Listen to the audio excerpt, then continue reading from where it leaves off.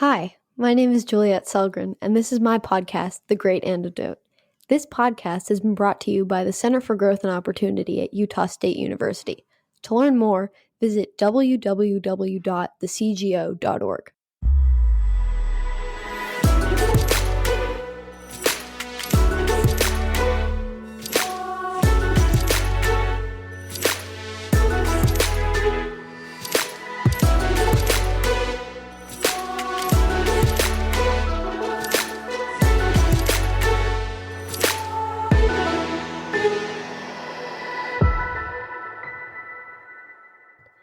Welcome back. Today it is my pleasure to talk to Don Boudreaux. Don is a professor of economics at George Mason University and a blogger at Cafe Hayek. This is Don's second time on this podcast. The first time we talked about bad policies that people love, like the minimum wage, tariffs, anti-price gouging legislation. And for each of these policies, Don explained the unintended consequences that often achieve exactly the reverse of what they're supposed to do and what the people who push for them think that it will achieve. Today we're going to talk about a similar thing. We're going to talk about antitrust legislation. This is the first episode of a two-part series. In this episode, we will look at what antitrust is, its history, impact, and unintended consequences. In the next episode with Jennifer Huddleston of American Action Forum, we're going to be talking about antitrust policies specifically applied to big tech. Before I start, Don, I want to ask you, what is the most important thing people my age or in my generation should know that we don't? Or I guess, what is the second most important thing? Yeah, because I gave you, first, I'm really honored to be back, Juliet. And during our first podcast, I gave you my first answer. But I'm going to give you another answer, which is almost as important, maybe as important as the first. And it ties in nicely with the first podcast we did several months ago and with the one that we're going to do today and the one you're going to do with Jennifer later. And that is beware of stated intentions. Nothing is easier than to proclaim a good intention. As they say, talk is cheap. Oftentimes, people who state good intentions, in fact, have good intentions. So I'm not counseling that we all be super cynical, but don't take it for granted that just because someone expresses a lovely intention, that person's true intentions really are as they are expressed. They might be different.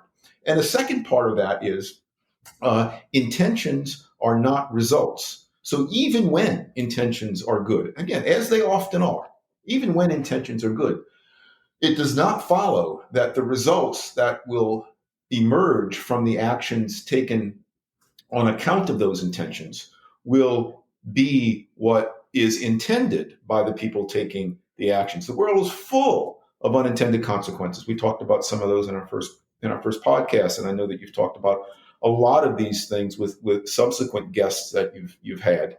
And I think it's really important that, actually, this is something that people of all ages should know, but I do think the younger you are, the more likely you are to need this advice.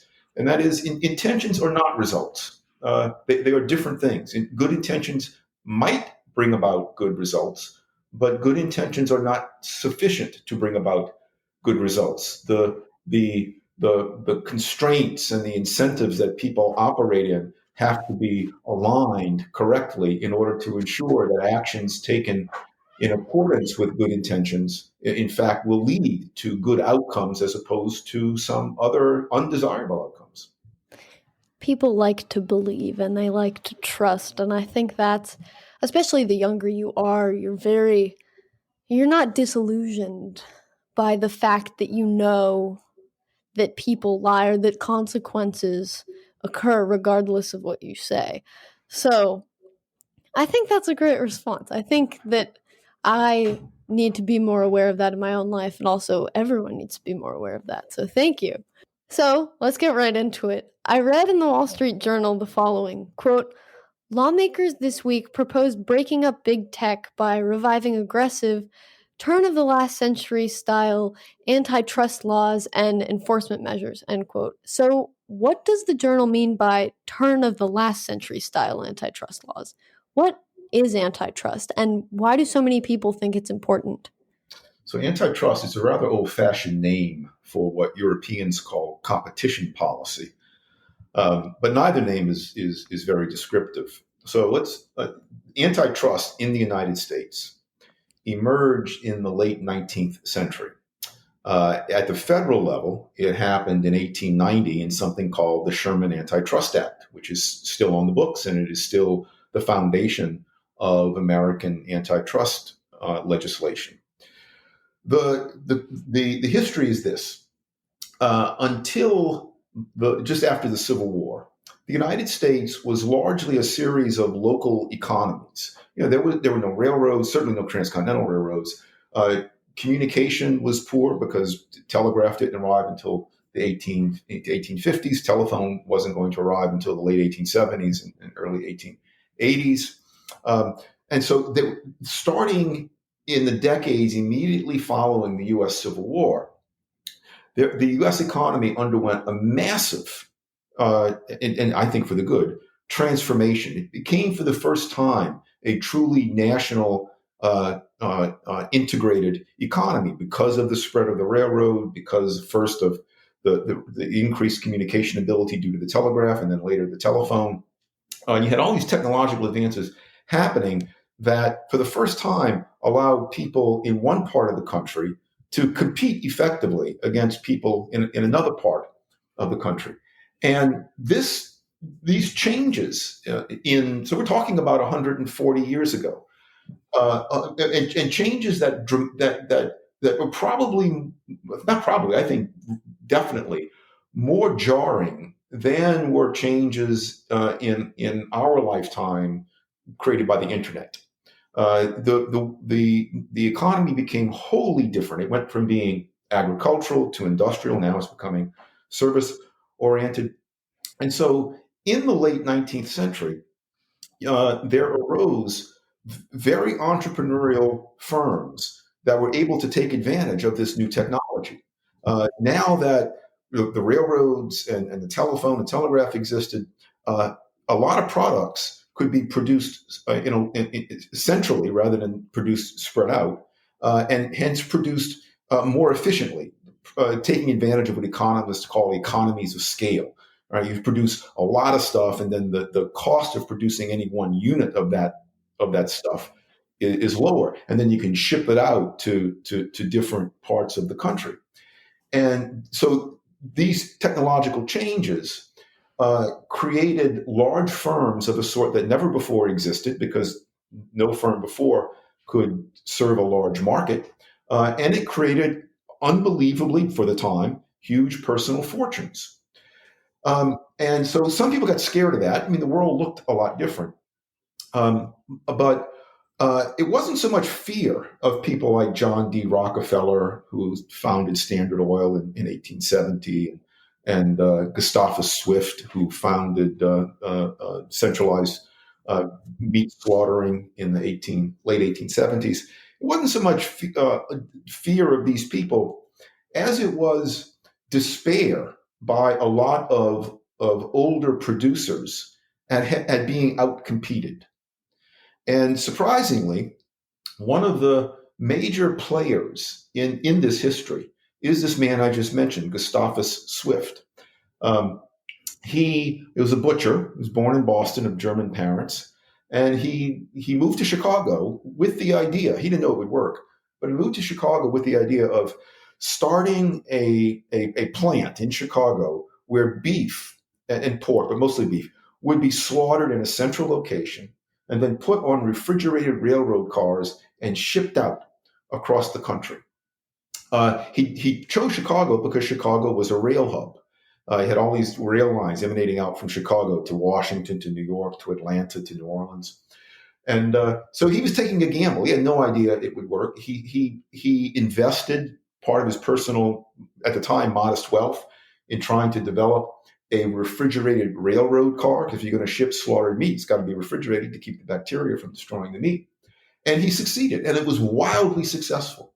So the first shipment of slaughtered meat went from Chicago to Boston in November of 1879. 6 years later, this method of slaughtering and distributing meat had become quite commonplace, And it caused the price of fresh meat, as opposed to salted meat, canned meat, it caused the price of fresh meat to fall by about 30%. For the first time, many Americans who could afford to eat meat only on special occasions, it was a luxury, now could afford to eat meat on a routine, regular, daily basis.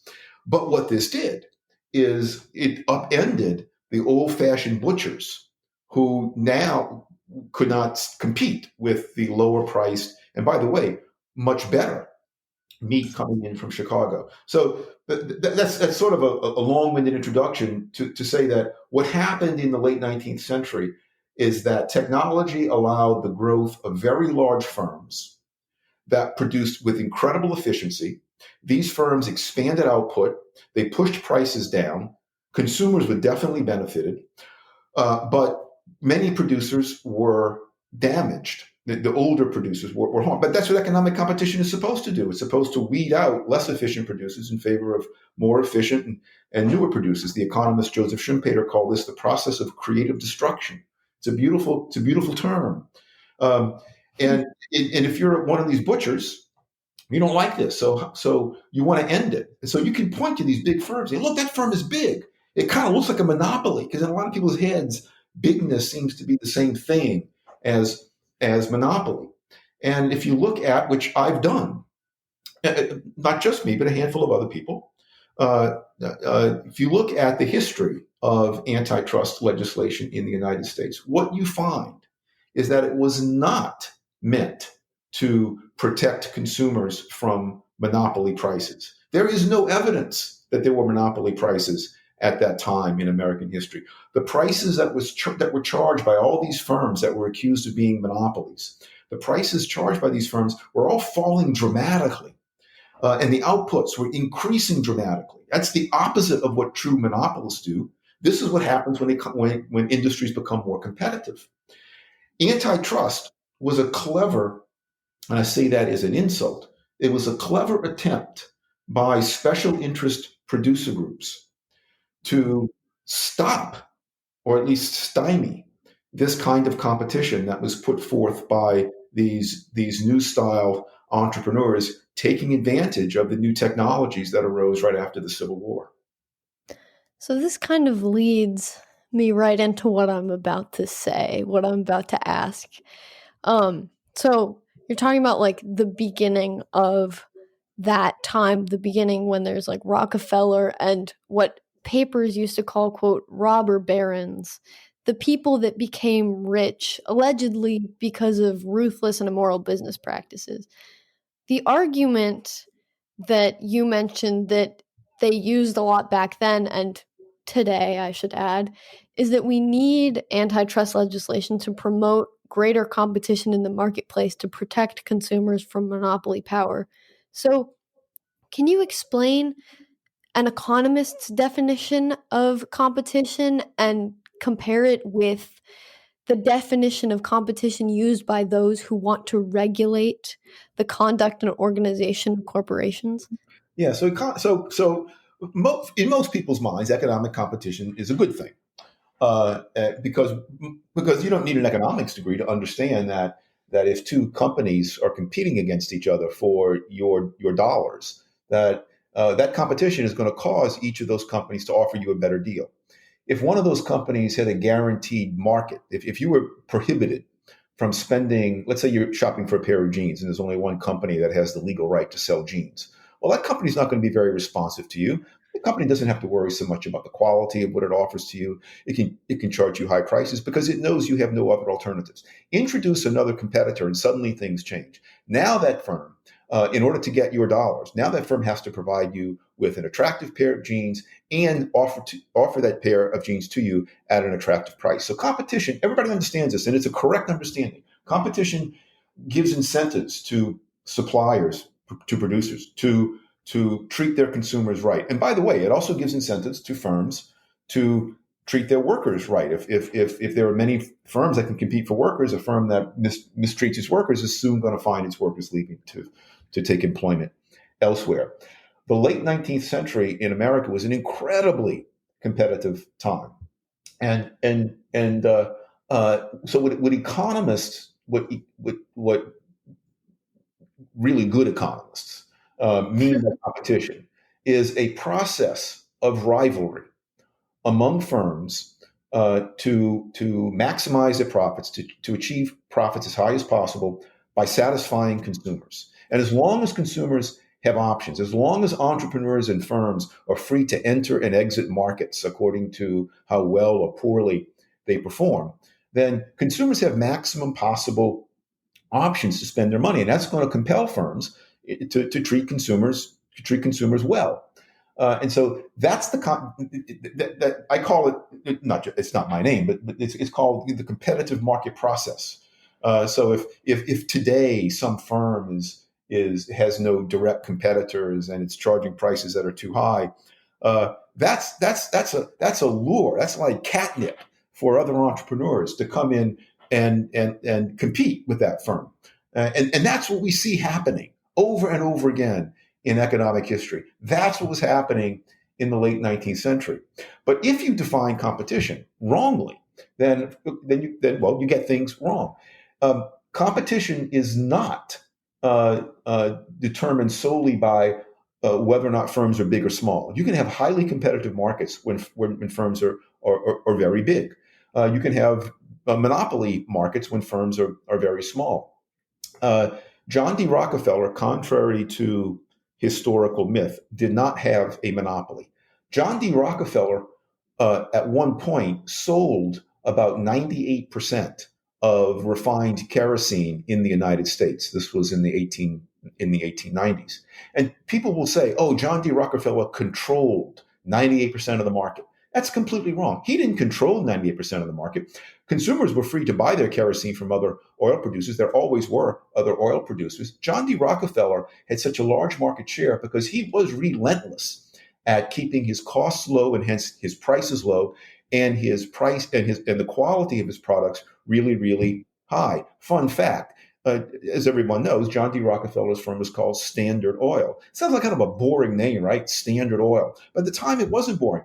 One of the things Rockefeller pioneered was kerosene was the main product back then in the late 19th century that was refined from crude oil. John D. Rockefeller pioneered making the quality of his kerosene standard. So people knew what they were getting, right? When you put a certain amount of kerosene into your lamp, you get a certain amount of firepower, as opposed to it being random. And so John D. Rockefeller standardized the quality of kerosene. It was called Standard Oil. That was something that was valuable to consumers. He was a pioneer in doing that. No other firm did it right away. And so John D. Rockefeller, he's a great hero of mine. He was relentlessly competitive. You know, the biographer Ron Chernow wrote Titan, which is a biography of Rockefeller. Came out more than 20 years ago, and it's a great biography. But it's curious. Chernow, he in writing it, he expressed his mystification. He says, everybody loved Rockefeller. Even his workers loved him. Consumers loved him. It's odd that the only people who didn't love him were his competitors. I'm not quoting directly. I'm paraphrasing, but that's what economic competition is supposed to. Economic competition is supposed to make life difficult for firms in order to make life better for consumers, and that's what we saw happening in the late 19th century. But again, these older line producers, these smaller butchers, small cattlemen, cattle raisers who lost their markets to the small, because local butchers lost their markets, so small cattle raisers lost their markets, and they correctly blamed Gustavus Swift and later Philip Armour and the other meat they were called meat packers in Chicago for taking away their market, and the goal of antitrust, as I said earlier, was not to make the economy more competitive. The economy is already highly competitive. You can find it in the data. The prices were falling, quality was improving, outputs were increasing. The goal of antitrust was to stymie this competition, to make it more difficult for firms to grow large, to give the government power to shut down big firms, to stop firms from merging, to stop firms from growing in the same way that Standard Oil and the Chicago meat packers grew. And these firms, by the way, they also experimented with a number of different business practices, with different kinds of contracts, with different kinds of pricing policies, marketing policies. And this is all very healthy because we don't know the best way to alert consumers about the new products that are produced. We don't know the best and most efficient way of getting freshly slaughtered meat to market that's 100 miles or 1,000 miles away. And so these business people kept experimenting with these different ways of doing it.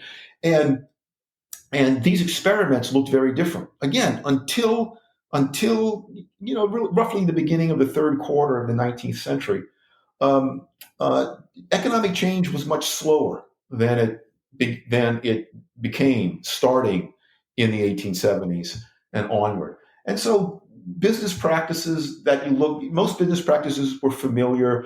The same business practices that you notice today, you remembered from 5 years ago, and your father remembered from 50 years ago. And suddenly all that changes. All this great experimentation, entrepreneurial experimentation. But things that are unfamiliar, of course, are scary to a lot of people. And it's very easy to demonize these unfamiliar business practices and to say, "Oh, look, this person is using a particular kind of contracting with suppliers, and that's suspicious. That's likely to bring about harm. We should have the government empowered to prevent that." Let me just say one more thing before I shut up my rambling and let you ask the next question. Um, uh, I just want to emphasize that the economic historians, Bob Higgs, Tom DiLorenzo, Gary Leibkap, Tom Hazlett, who you've had on this program, have gone back and actually looked at, and I've done it myself, gone back and looked at the performance of the American economy in the late 19th century.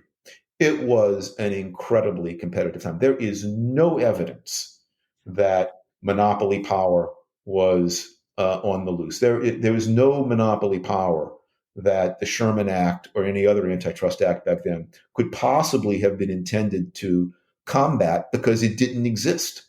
It was just said to combat monopoly because that was an easier way to sell it to the general public. Well, so I was just thinking, I took an IB business class last year, so sometimes I consider myself an expert, but I'm definitely not. It sounds like they're just good businessmen, not that they're ruthless or immoral or that they are doing sneaky things. It just sounds like normal things you do to try to advance your business. And I don't know, I appreciate that. And it's also kind of funny how the only people who don't like Rockefeller, who don't like these people, are competition and people today looking back on it. They Yes, didn't even weren't their consumers. How would they know? If the consumers loved him, then doesn't that mean he did a good job? Isn't that the point of buying something from someone? You want to be satisfied by what they provide you with for what you're paying them for? It's a little bit frustrating. yeah, no, it's exactly right. And look, back then, just as today, there were dishonest business people. There were crony capitalists. Jay Gould, for example, was a crony capitalist. There were a lot fewer crony capitalists back then, by the way, because the government back then was a lot less involved in the economy than it is today, and so the opportunities to be cronyist back then were less than they are today. But of course, they were dishonest businessmen. Some businessmen were better than others. But Rockefeller, Swift, Commodore Vanderbilt, James Buchanan Duke, who founded the American Tobacco Company, uh, the Gail Borden of who founded Borden Milk Company, was now Borden sells milk, and Elsie the cow. All of these people were incredibly entrepreneurial, and they took advantage of these new opportunities that did not exist before. But historians, some of them know economics, but too many historians don't know economics well enough. And so when they look at the record, what they see is that John D. Rockefeller made a lot of money. They see that I'm using him as an example, but it's to be said for many of these other people. John D. Rockefeller had a large market share. John D. Rockefeller drove a lot of his rivals out of business. Therefore, they conclude, John D. Rockefeller must have been up to no good. And so we tell, and the phrase, of course, robber barons does not help. It's not a term of affection; it's a term of opprobrium. But look at the record of. I challenge your listeners to actually read the history by good historians of businesses back then, and what you'll find is that these business people, what call them ruthless if you will, while ruthless in dealing with their competitors, um, they made life really really much better year after year for consumers. And by the way, even ruthless is the wrong word. To say someone's ruthless against a competitor, all that means is that that person is offering consumers a better deal. John D. Rockefeller couldn't compel anyone to buy from him. The only reason he could get people to buy from him is by lowering his prices and offering higher quality. And of course, his competitors didn't like that because many of them could not match his lower prices or his higher quality. And so, yes, they were put out of business by that. And because he was so good at it, he was called ruthless. Why call it ruthless? Why not call it? He was like especially wonderful at helping consumers. And his fortune, I am convinced, his fortune, every penny of it, represents a multiple of social benefits that man bestowed upon humanity back during the time when he was operating Standard Oil. We've talked a lot about the start of antitrust legislation and how it was used during that time, but it's still very much happening all the time today. There are many cases of large companies butting heads with the government on antitrust laws. These cases have involved everything from Rockefeller and Standard Oil to Microsoft, AT&T. I know you've written a lot about Standard Oil and we've talked a lot about it, but what is the actual record of this and other antitrust efforts, especially today? That's a great question. So antitrust began at the national level, began at the state level in the U.S. in 1889, began at the national level in 1890. And like most things, it's waxed and waned in its in its use, depending on who's in office, depending upon the mood of the time, and what you see when you look at the actual application of antitrust through history is that it has almost all, there are exceptions, but overwhelmingly, antitrust in the United States has overwhelmingly been used just as its designers intended it to be used. It has been used to protect politically powerful firms, politically powerful producers from the competition of less politically powerful producers. Look at a lot of the famous antitrust cases. These won't mean anything to your readers, but cases like the Alcoa case of 1945, the Brown Shoe case of 1962, the Vaughn's Grocery case of 1966. Look at most of these cases. And all of these are decisions rendered under the Sherman Act or various other federal antitrust statutes, the Robinson-Patman Act. The overwhelming application of antitrust has indeed been not to promote competition. It has been to stymie competition. The courts would look at some new business practice and say, well, I don't understand that business practice. It must be monopoly.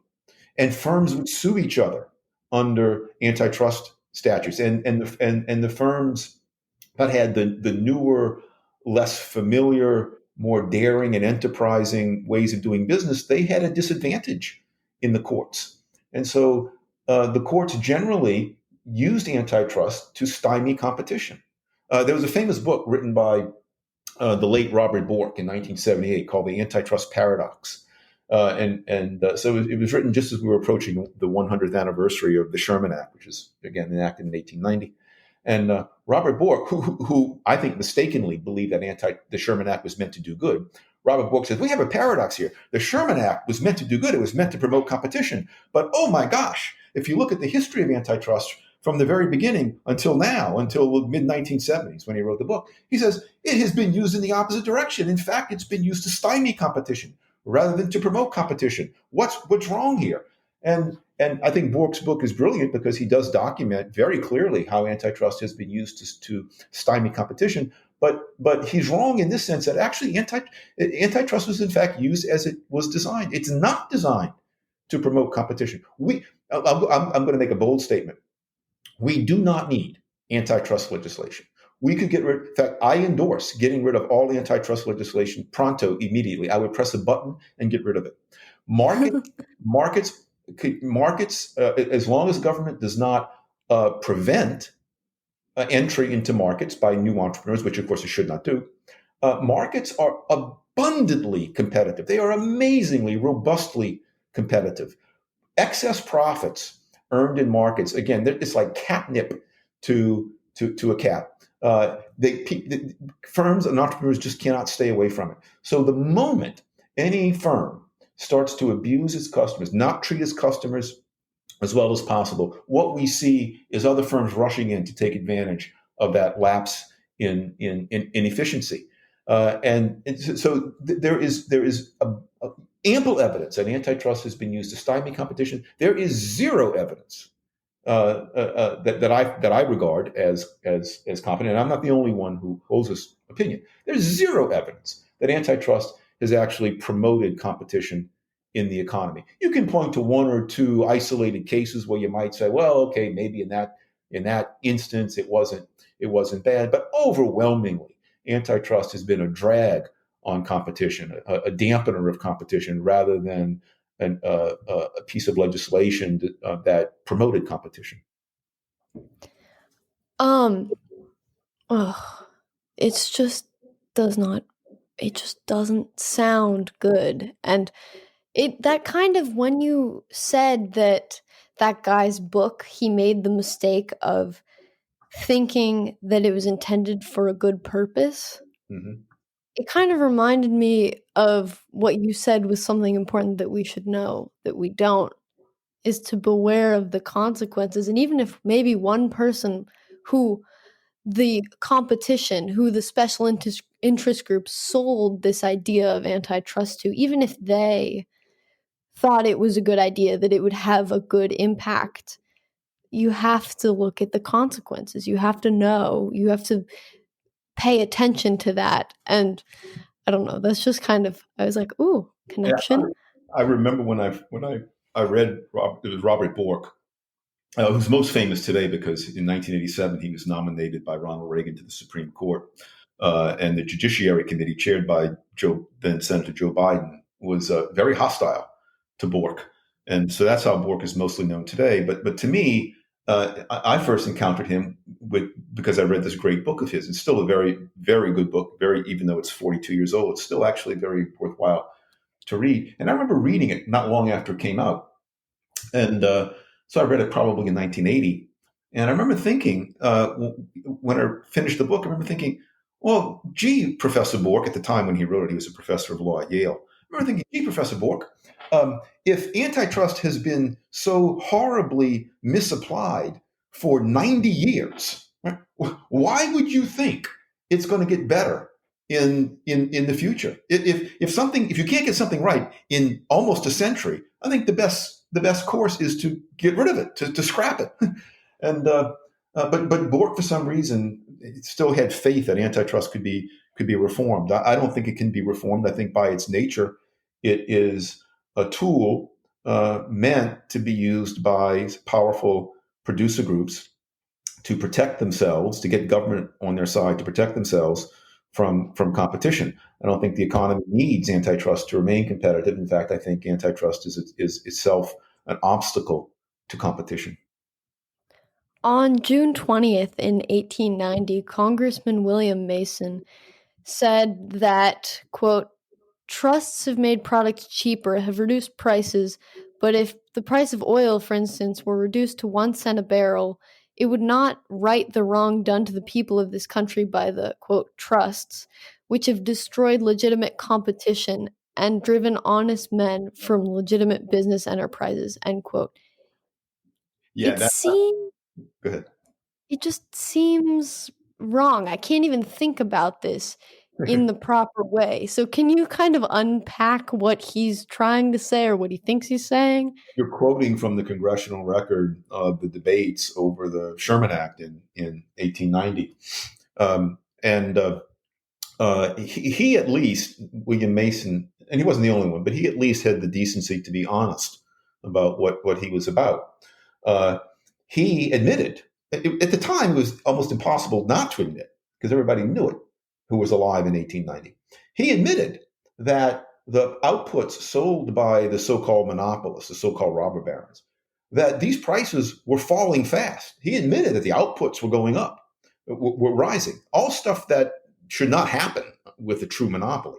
But he was complaining. He just had the decency to be honest that he was complaining not about true monopoly. He was complaining that these firms are so competitive that they're making life difficult for these other producers who simply aren't efficient enough to compete with these new firms. Now we can all feel sorry for the local butcher who can't compete with the new style method of buying meat when meat is now slaughtered centrally in Chicago and shipped on refrigerated railroad cars across the country. We can feel sorry for that butcher, but to say that Gustavus Swift, for example, was not competitive is clearly wrong. To say that John D. Rockefeller was not behaving competitively because he was lowering his prices is clearly wrong. Yes, a consequence of this highly efficient, highly entrepreneurial, and dynamic economic behavior was indeed to cause less efficient business people to go out of business and to find other lines of work. That's what competition is supposed to do. Um, and so that quotation that you read from Mason, I'm very glad you did. That is evidence as firm as evidence gets that the real point of the Sherman Act was not to promote what economists think of as competition, and indeed what the ordinary person thinks of as competition. That the real purpose of the Sherman Act was to protect smaller, less efficient, but politically influential producers from the new kind of competition that was emerging as a result of these economic changes that were underway back then. So Mason, at least he was honest enough to admit. Now he was incorrect to describe what he was doing as promoting competition, but he was honest at least enough to recognize that he was trying to protect not consumers, he was trying to protect producers. And an economy that tries to protect producers at the expense of consumers is not an economy long destined to be prosperous. You want to get rid of antitrust completely, but a lot of people say that, it's the case, like, you need to protect consumers from monopolies, from from companies that can hurt consumers. Is it ever the case that that's possible, that a company can get so big that it conducts itself in a way that hurts consumers? It's hard to say in this complex world of ours that something is never possible. Almost anything is possible, but the vast majority of things that are possible will never happen. It's possible I'll be killed right now by an elephant falling through my roof, right? Could be a flying circus, right? And it's possible, right? But it's highly implausible. And I think that scenario that you just sketched out is highly implausible. You can tell a story, you can write down a theory on a nice piece of paper that shows that a company can get so big that consumers are hurt. We don't know of any instances in actual reality where that has happened. Uh, Companies grow in the market to the extent that they are able to please consumers. To the extent that they can't, they don't grow. If a company grows too big, then what that means is its costs of that extra size are not covered by the prices that it's able to charge. And so the firm has an incentive to shrink back to the efficient size. If the firm, for a moment, does get very large and is able to jack prices up too high or restrict output too much, once again, that is an incredible lure to other entrepreneurs to step in and try to compete for those consumers' dollars. And that's what we see happening over and over and over again. I do not trust people who are elected to office, their specialty is getting elected to office. Their specialty is not evaluating the industrial landscape. I do not trust politicians. I do not trust government bureaucrats. I do not trust judges. I do not trust juries. I do not trust college professors, whether they're law professors or economics professors, to know how big particular firms should be. How big a particular firm should be can only be discovered by the actual competitive process. There's no way you can go to a court and say, Judge Jones, you who have a law degree, you who've spent your life studying law and writing legal cases, I want you to judge whether or not this firm is too big. How in the world would Judge Jones know that? I'm not being critical of Judge Jones. But we're asking Judge Jones to know something that he can't possibly know. We're asking antitrust asks judges and juries and antitrust bureaucrats to know stuff that they cannot possibly know. And just because the intention is good, getting back to our initial opening, doesn't mean it's going to work. So no, I think in practice, I don't at all worry about firms growing too large. If a firm grows large, my assumption in the market, my assumption is that that firm grows large because it's serving consumers especially well. And the moment it stops doing that, I have no reason to believe that some other firm won't come in and outcompete it, or that firm itself will shrink of its own accord in order to survive. Antitrust is making a comeback today. Why? So antitrust, fortunately, kind of disappeared. It didn't go. It went into a coma, starting in the late 70s and through the mid 1980s, and it really was pretty inactive until very recently. It's now starting to come back. One reason I think is because people have forgotten the lessons that were learned in the middle part of the 20th century.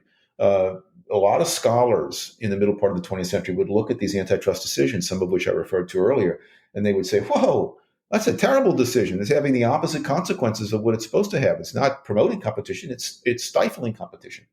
And so you had this huge outpouring of literature, of research, starting in the 1950s and going through the early 1980s, that exposed the downsides, very large downsides of antitrust.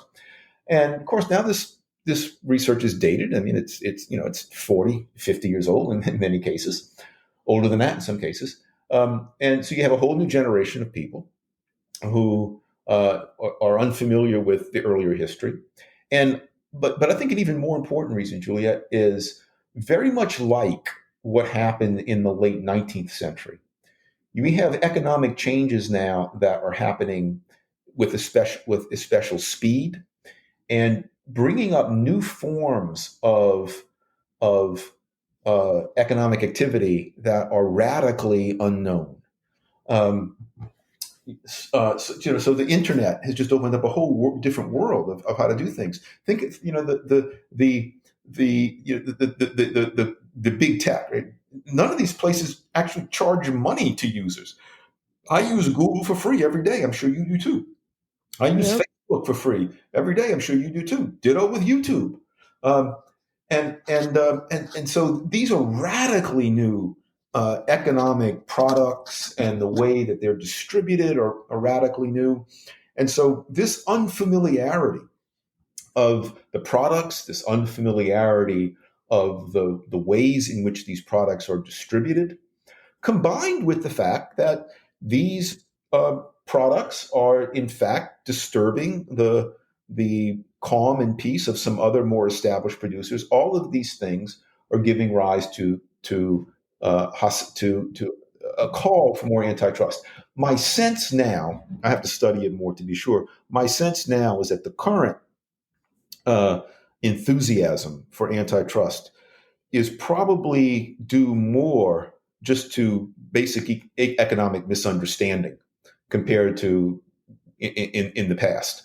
People look at YouTube and look at Google, and it just seems so unbelievably novel, and people worry about this novelty, and this novelty scares them, and so they have this. I don't understand the leap, but they make the bizarre leap. Okay, I don't understand what Google's doing. I don't understand Google's pricing practices. I don't understand what effect this is having on the economy. My gosh, Mark Zuckerberg is so rich and Facebook is so large and Google is so dominant. There must be something wrong with that. And so let's ask government bureaucrats and courts to fix things, even if there was something wrong with Google and Facebook. And I have no reason to think that there is.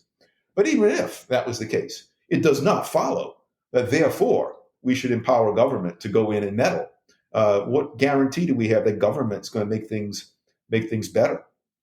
So I think the novelty of the new economy, the cyber economy, is a very big factor in promoting the resurgence of antitrust. And that resurgence, if I'm not clear enough, that resurgence scares me. I think it's very frightening and very bad.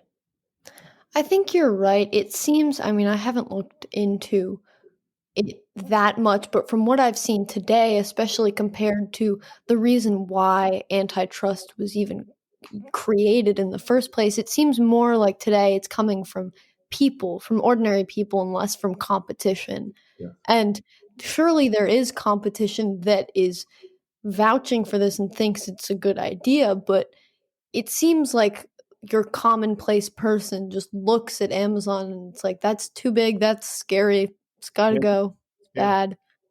And I think it So, might be, I'm sorry. no, you go. I think a lot of it might be envy also. I mean, people look at, Mark Zuckerberg's a young guy, and he's worth, an amount of money that very few Americans can even get their heads around. And so what did Mark Zuckerberg do? He creates Facebook. There must be something wrong with it. People are suspicious of very successful business people. They were suspicious of very successful business people 140 years ago, and that continues today. And the suspicion gets translated into, wow, he or she is really, really unusually rich. And he or she got unusually rich because of this business that he or she owns. Something must be wrong. And of course, that doesn't follow at all. I have a final question for you, which I'm pretty sure is new since last time you were here, Okay. which is, what is one thing you believed at one time in your life that you have changed your mind about, and why? So I know this question because I listen to your podcast, so I know you asked it to people. Uh, so very early on, when I began to study economics as an undergraduate in college, I did think antitrust was probably a necessary thing because that's the way it was taught. And even a lot of very free market oriented economists had good things to say about antitrust. And my first exposure to it was, oh, well, yeah, economic competition is good. And that, of course, is true. And we have this thing called the Sherman Act in the United States. And the Sherman Act has been used to keep the United States economy competitive. And very early on, for a couple of years, I thought, oh, yeah, that makes sense. So I believe that. And then when I started looking into the history of it, then I radically changed my mind on that matter.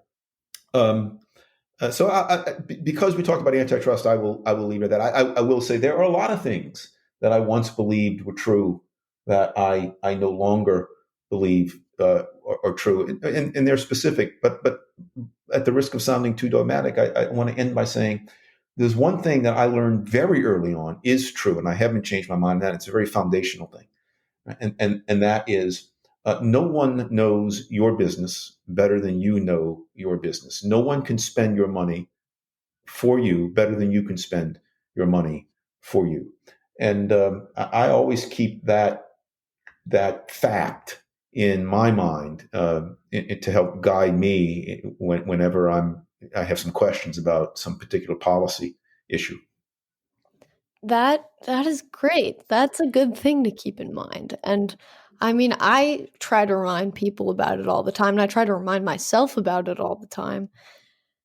Thank you so much for being on this podcast again. I've I learned so honor. much, and I hope that my listeners learned a lot too. I think they definitely will. Yeah, thank you so much. My pleasure, Juliet.